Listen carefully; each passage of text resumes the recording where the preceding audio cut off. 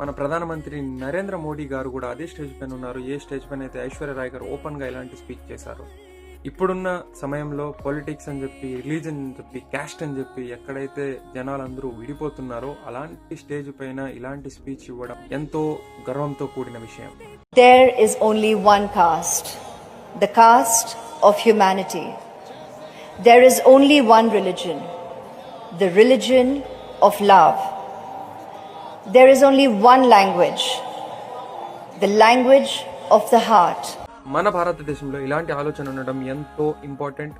ముఖ్యంగా మనలో ఎంత మానవత్వం ఉంది అన్న దానిపైన ప్రతి ఒక్కటి డిపెండ్ అయి ఉంటుంది.